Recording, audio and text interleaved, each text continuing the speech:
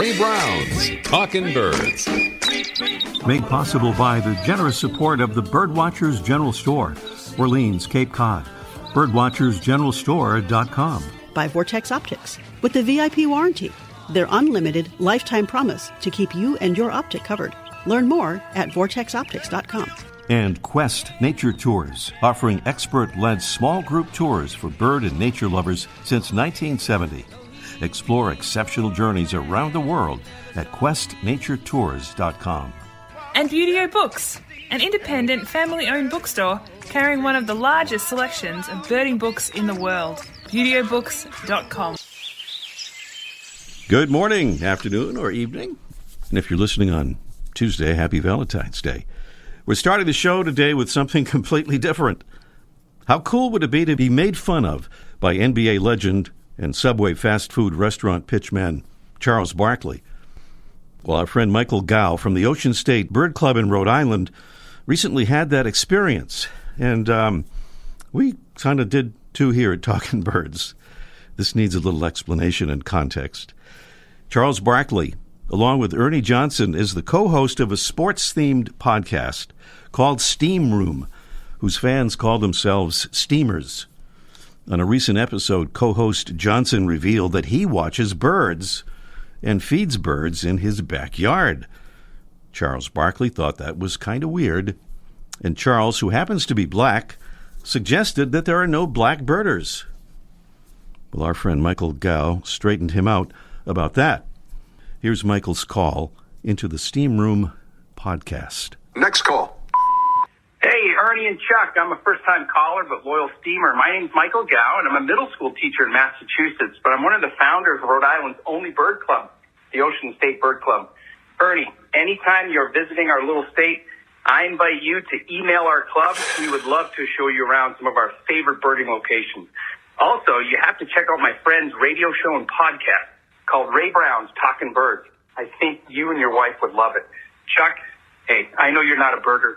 I know you're not a bird watcher, but please know that there's a strong contingency of black birders and photographers in this country. Check out Black Birders Week, where black birders from around the country come together to celebrate their common interests in birds. That's it for now, guys. Thanks. Michael, thank you very much. Thanks for the encouragement. Thanks for backing me up, because a few weeks ago, Chuck was astounded that I bought bird seed for the bird feeders I have around the house. Yeah, I'm still astounded. Well, you shouldn't be, because everybody in here was like, yeah, we buy bird seed. Come on, they're fun to watch. Birds are fun to watch. What's the nerd's name again who just called in? Michael. Michael, listen, first of all, you're a nerd. No, you're not. You're a good dude, Michael. Michael, you're a nerd. And thanks for being a middle school teacher also. No, thank you for being a teacher. Now, you know how I feel about teachers. Exactly. Michael, thank you for being a teacher. I admire and respect teachers. Mm-hmm. Thank you for being a teacher. That being said, if you're going out here, what's that website he wanted us to plug? Ray Brown something? Yeah. It's a bunch of nerds. That's what they are. Thank you for being a teacher, but a bunch of nerds. A bunch of people who appreciate. I can see... If I see a good looking bird flying by, I'll say, "Hey, that's a pretty bird." I ain't gonna take out a camera and start taking pictures. Well, you're missing out. You're missing out. Next call. There it is, the latest from the Steam Room podcast, and a great job done there by our friend Michael Gow. More about black birders ahead, by the way. Now back to our show. Sounded like you got the full endorsement from Barkley there, though. Oh, yeah. That definitely seems like he's going to check out the show. Good way to describe it. Yeah, our show here. What's the name of our show again? Ray Brown something? Yeah, that's it. All right, on to our Mystery Bird Contest preview. Pretty much every week we have folks calling in after the show has ended for the Mystery Bird Contest. That's why we urge you to call in as soon as possible. Not now, but we'll give the signal in just a little bit, and the phone number and all of that. Our mystery bird today is a large, heavy bird that you just heard that was until recently thought to be a smaller version of a common species that we all know. It has a black head, a small triangular bill, a long black neck with a white chin strap, a brownish back with tan-colored breast feathers, and a white undertail. Our bird, which breeds in coastal areas of northern Canada and Alaska, and winters in California and parts of the Midwest, feeds on many plant species, including grasses and sedges and grains and berries. That's our bird on the preview here of the contest. Prizes include a $15 gift certificate for Buteo Books, home of one of the largest selections of birding books in the world, and the perfect accompaniment for your reading of a beautiful bird book. It's Birds and Beans coffee. We have a big bag of delicious, bird-friendly, shade-grown Birds and Beans coffee as our second prize on our Mystery Bird contest, and maybe a feather-friendly kit for your windows if we have time for our bonus question, all coming along. This morning on the Mystery Bird contest, well, since late December, every Mystery Bird contest winner has been entered automatically into a random drawing for a special prize from our friends at Vortex Optics, an 8x42 Vortex Viper binocular. And today is the day that we announce the name that has been drawn, and the winner is... It's a really long drum roll here.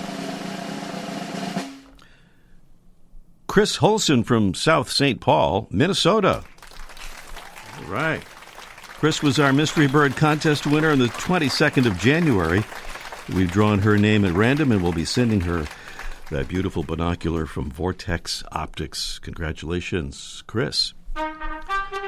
Saluting more folks who have become Talkin' Birds ambassadors and helping us get the word out about our show and about birds and conservation.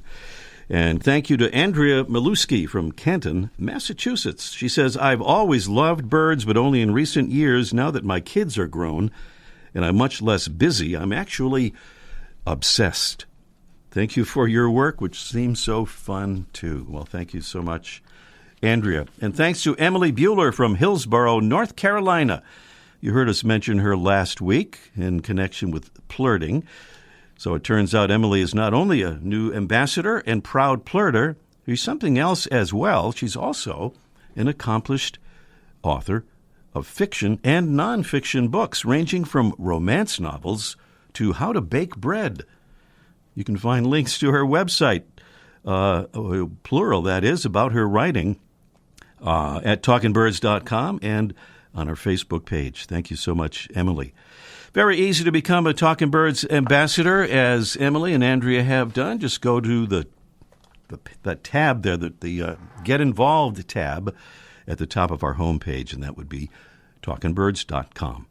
Still ahead on our show today, February is Black History Month, and we're celebrating that in part by welcoming a special guest who will tell us about some of the black trailblazers who, Charles Barkley's comments notwithstanding, helped pave the way for today's many, many blackbirders and who made great contributions, directly or indirectly, to ornithology. Also today, Mike O'Connor will join us for a live Let's Ask Mike segment about an osprey nest out his way on Cape Cod that has been taken over by bald eagles. And I believe Mike will offer some speculation as to what might happen there when the ospreys return to their nest in the spring. And up next, our featured feathered friend is a bird that the Cornell Lab says looks like it has just flown out from a children's coloring book. It's presented by Birdwatching Magazine. For more than a quarter century, Birdwatching has been North America's premier magazine about wild birds and birding. Today's featured feathered friend has been described as a living box of crayons or a flying rainbow. Males have a blue head with a red eye ring, red plumage from throat to belly, and a greenish-yellow upper back. The bird is the painted bunting. Females and juveniles are a uniform greenish-yellow, ranging from somewhat dull to rather bright. Females and young painted buntings can also be distinguished by the pale circle around their eyes. Florida is a good place to find the painted bunting in the wintertime. Our friend Willie Miller in Vero Beach talks of regularly having to navigate around them to get to her car in the driveway. It's native to North America, but as far back as the early 1840s, thousands of the birds were reportedly caught every spring and shipped from New Orleans to Europe and sold as cage birds. France gave the bird another name by which it's often called nonpareil, or nonpareil in the English pronunciation, meaning unrivaled, as a way to characterize its incredible coloration. Painted buntings forage on the ground for seeds for most of the year, sometimes flying up to grab a plant stem and pulling it to the ground, eating the seeds while holding the stem in place with one foot. They switch to feeding mostly on insects in the breeding season. Unfortunately, painted buntings are still being trapped illegally and sold in Mexico, Central America, and the Caribbean, and to a lesser extent in Florida. The good news is that although populations have declined, the bird is listed by Partners in Flight as a low conservation concern. It's the flying rainbow, the living box of crayons, the painted bunting, Passerina cirrus. Today's Talkin' Birds featured feathered friend. Welcome again to our show number 921. Well, it's Valentine's week, so we searched out a guest named Valentine, and we actually found one. Will Valentine describes himself as a bird nerd from Maine, hoping to share his love of birds with all. One of his goals is to help make birding accessible to all and to make folks aware of birds and birding. And he's the host of the Will's Bird Brain podcast. He's also one of those black birders that Charles Barkley doesn't seem to think exist. And he joins us now to tell us about some of the black trailblazers who helped pave the way in one way or another for today's many black birders. And he'll tell us about his podcast as well. Good morning, Will. Hello, Ray. Thanks so much for having me. You are welcome. It's great to have you on. Can we hear Will? Okay, it sounds, I can't hear him that well in my headphones here, but as long as he's coming through on the air, that's the main thing. And by the way, being a bird brain, we've learned recently is not a bad thing, is it? Oh no, it's a point of pride for me. Being called a bird brain, I love it. There were books about it, how birds' brains are so much more advanced than they think. Right. We used to think they were. So I want to ask Will for your reaction to that Steam Room podcast call. You're someone who doesn't mind being called a bird nerd, since you call yourself that. But what about this idea that there are no black birders? Right. So first of all, I love the fact that birding has been kind of introduced into other facets of life or other hobbies. Like, this is a sports podcast and they're talking about birds. So I think that's great.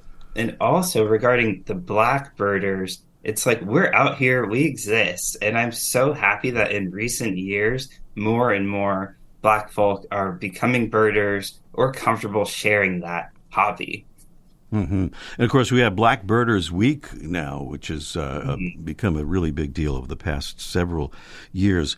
Well, Will, tell us about some of the black birding related pioneers that we may not know about, and maybe also some of the good things that black birders are doing now for birds and conservation.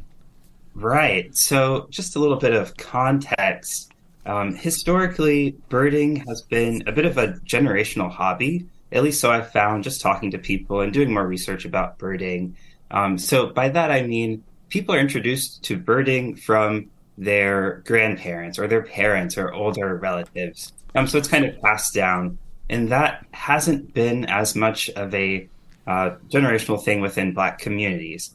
So I kind of set out to learn about who were the people that laid the groundwork for Black birders today. So some of these trailblazers are people that you may have not heard of, and then some you might have heard of. So for example, we'll kick off with Solomon Brown, who is in fact the first Black employee of the Smithsonian Museum. Mm-hmm. That's a really important cultural institution in the United States. And he was operating way back in the 1800s. So he lived from 1829 to 1906. And his role at the museum was to preserve birds and their history. So this is a really important job, especially for species that are disappearing. We have birds that are going extinct, and it's the job of museum professionals to preserve that history. Mm-hmm. So it's really important for people like him to kind of set the groundwork that you belong in museum studies and you can be welcome there. Even in a time in our country's history when black folk weren't really allowed in a lot of places.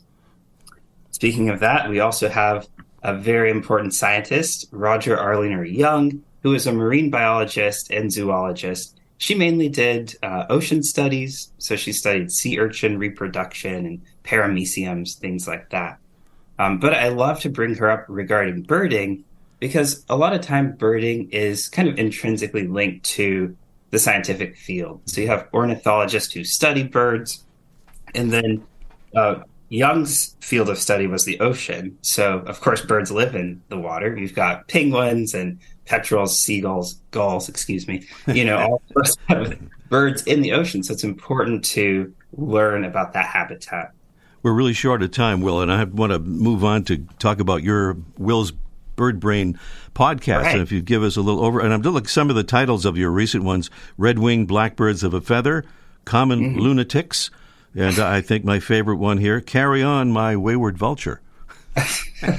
Yes, so I've got a podcast, Will's Bird Brain. I started that because I was introduced to birding fairly recently. So I was kind of bummed that I could have been doing this amazing hobby for so many years, like when I was younger and all of that.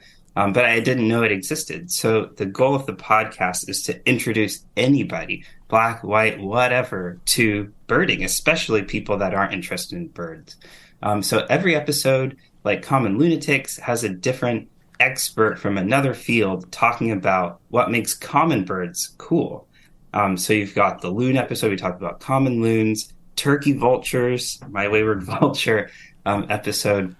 So like those two, we've got people from the museum field, educational field, all sorts of that, talking about how you can relate birds and birding to everyday life, just like Charles' phone call.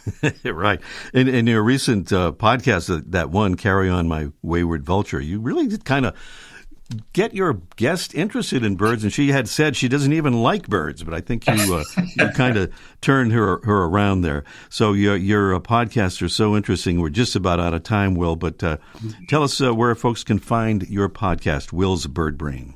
Yeah, you can find Will's Bird Brain on Apple Podcasts, Spotify, Google, Amazon. It's kind of all over the place. And my main kind of hub for info is Instagram at Will's Bird Brain, so check me out on there as well.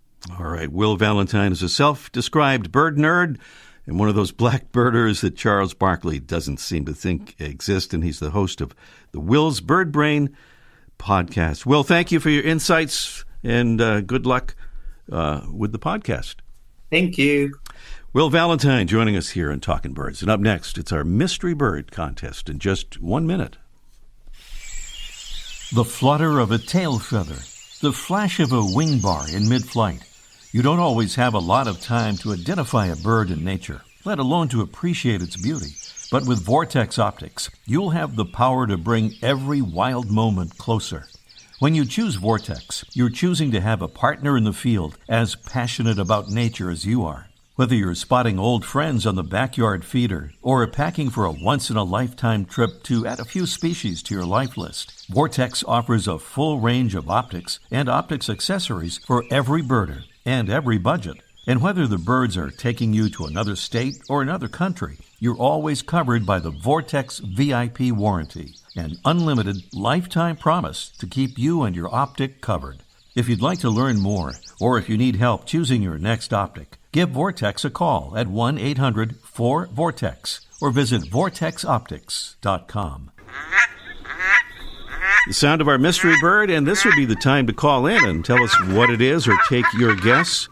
And we say take your guess because if we get no correct answer, we'll have a drawing to determine our winner of a beautiful $15 gift certificate for Buteo Books, home of one of the largest selections of birding books in the world, and a way to enjoy some coffee while you're reading with a big bag of delicious bird-friendly, shade-grown birds and beans coffee. Prizes there, and also a feather-friendly kit to protect your windows from bird crashes if we get to our bonus question. Our mystery bird is a large, heavy bird that until recently was thought to be a smaller version of a common species that we all know. It has a black head, a small, relatively small, triangular bill, a long black neck with a white chin strap. a brownish back with tan-colored breast feathers and a white undertail.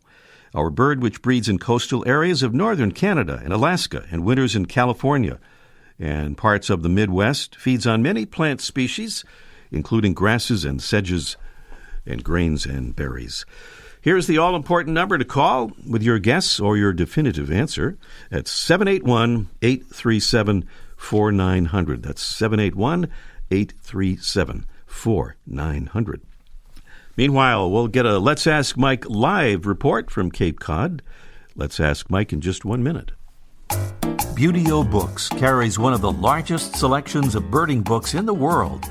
New, used, and rare books covering everything from backyard birding to general ornithology, from field guides to photography skills, biography, fiction, and humor. You'll find it all, along with the knowledgeable customer service you've been looking for, in one convenient place. BeautyOBooks.com. B-U-T-E-O. BeautyOBooks.com. Quest Nature Tours has offered exceptional tours for bird and nature lovers since 1970. In 2023, join us in search of colorful bird life and jaguars in Brazil or on our brand new Zambia Safari. See amazing wildlife and explore habitats with travel companions who truly enjoy nature. Talkin Birds listeners receive a $150 credit towards their first tour. Visit questnaturetours.com today. Birds and much more. Guaranteed. It's Osprey versus Eagle on Cape Cod, and Mike O'Connor has not only watched this, has some great pictures of the bald eagle up on the nest, and I think we have that on our website. If we don't, we're going to get it there very soon. Good morning, Mike. Oh, good morning, Ray. Yeah, and send that picture up to Charles Barkley, because I'm sure he'll be interested in seeing that. I'm sure he would. And by the way, you're a nerd. But anyway, let's move on. So some bald eagles have taken over an osprey nest, and here we are in February. Not too long from now, ospreys will be coming back. What's going to happen there?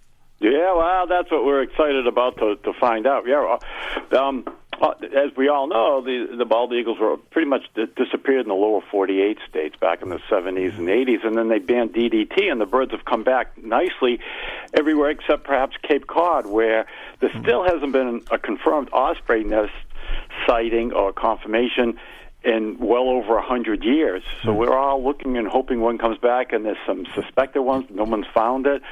But so just a few weeks ago, some customers are reporting about a half a mile from my shop, Osprey platform is where these bald eagles have taken residence, and they were kind of working on the nest and putting some branches in there, and there's a big, handsome adult pair, which is great.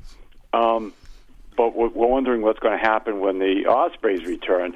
Now, ospreys are big birds of prey, but bald eagles are enormous birds of prey, and they outweigh the ospreys like 3-1. So there's no contest who's the bad dude in town. And they regularly, bald eagles, steal food from ospreys and harass them, this and that. However, when it comes to nest sites, it seems like the ospreys are relentless. And there's been several reports here in Massachusetts and probably everywhere where when the bald eagles move in, and the ospreys right now are down in Brazil. They take the winter off and they get down there and stay warm. And they'll be back in about a month. And when they come back, and whatever bird has taken over their nest, even if it's a giant bald eagle, they seem to eventually get their nest back by constantly harassing it, diving at it, flying at it. And there was a report on one, I think it was the Vineyard, where they actually broke the eagle's eggs. The eagle stayed, laid some eggs, and the ospreys took them right out. So this is going to be interesting to see what happens with it when the little bird beats the giant bird, and we're going to see what happens if and probably about another 6 weeks or so when the ospreys return. We're going to have a little bit of a dramatic show, and we'll get Charles Barkley to call it play-by-play. Well, maybe we should get the Stellar Sea Eagle down there. He could kind of. They're still seeing it, right? They're still seeing that. Seeing it up in Maine. I should have asked Will when we were just talking there because he's up there in Gardner, Maine. He's farther north, I think, than where the Stellar Sea Eagle was most recently spotted. There's some pictures online, if you see them, of the Stellar Sea Eagle with bald eagles nearby, and boy, they're giant birds. They're bigger than the bald eagles. They're pretty crazy. They are big, and they're not nerds either. That's the other thing. All right, happy Valentine's Day, everybody. Happy Valentine's Day to you, Mike. Talk to you next week. You got it. Okay. Mike O'Connor down there at the famous Birdwatchers General Store on Cape Cod. And we'll be back to the Mystery Bird Contest right after this. Every Wednesday, Birdwatching Magazine sends an e-newsletter full of information of interest to birdwatchers, including recent news stories about birds, conservation, and science, photography tips, stories about places to go birding, bird ID tips, and much more. Best of all, the newsletter is free. Sign up today at birdwatchingdaily.com/newsletter.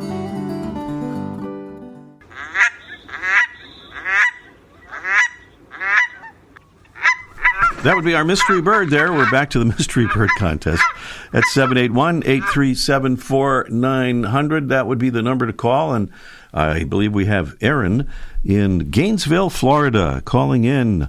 Good morning, Aaron. Morning, Ray. Good morning.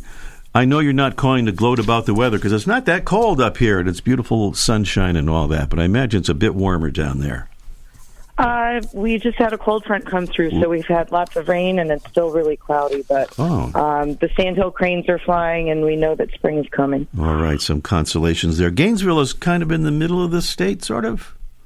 North Central Florida, yeah. North Central. Okay, so meanwhile, you heard our mystery bird, and I imagine you might see some of these guys where you are. What do you think our mystery bird is then? I think it's the cackling goose. The cackling goose. When I said you'd see some of these down there, I was thinking of our featured feathered friend, so don't pay any attention to me. Cackling goose is absolutely correct, yes. Used to be I do have painted buntings at my feeder regularly. So. Nice, yes. That's the place to see painted buntings. I've been to the Corkscrew Swamp Sanctuary a couple of times. Do you know it? Yes, that's about 4 hours south of me, but I've been there. Yeah, and I've seen painted buntings both times there. Really lucky, but and of course at the feeders where you might see those. Well, I think we might have time for a bonus question if you'd like to try it, Aaron. Sure. Okay.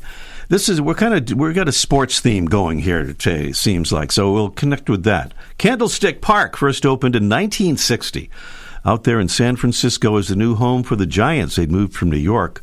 Giants played there until 2000, but it's maybe better known to football fans of the 49ers, which had a lot of iconic games there.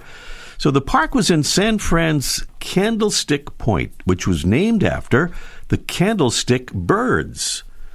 Here's the question. What is the candlestick bird? Here are your options. A, the long-billed curlew. B, the whimbrel. Or C, greater yellowlegs. Which one of those you think was, what is the candlestick bird? I have no idea. I'm going to guess the whimbrel. The whimbrel is darn near the correct answer. You could take another guess. You have one more guess. What was my first option again? The first one was the long-billed curlew. I'll go for the long-billed curlew. That's the one to go for, yeah, the long-billed curlew, known as the candlestick bird, and that's where they got the name there from Candlestick Point. Well, there you've covered it there. We're declaring you a winner on the bonus question as well, Aaron. So thank you. And if you stay on the line, Jesse will get all your info. Great, thank you. Thanks for calling, and thank you for listening. And we have run our time here. Just a very quick mention. We have now more than 500 members in our Facebook group, our Talkin Birds flock. Welcome to new members Shelley Culbertson, Chrissy Martin, Kathy Morse, Carolyn Kusuhara, and a whole bunch of others that we'll thank next week. And thanks for listening. Happy Valentine's Day. See you next week. The bird show. I like that. I love it. Ray Brown's Talkin Birds. Made possible by the generous support of the Birdwatchers General Store, Orleans, Cape Cod. Birdwatchersgeneralstore.com. By Vortex Optics. With the VIP warranty, their unlimited lifetime promise to keep you and your optic covered. Learn more at vortexoptics.com. And Quest Nature Tours, offering expert-led small group tours for bird and nature lovers since 1970. Explore exceptional journeys around the world at questnaturetours.com. And Buteo Books, an independent family-owned bookstore carrying one of the largest selections of birding books in the world. ButeoBooks.com.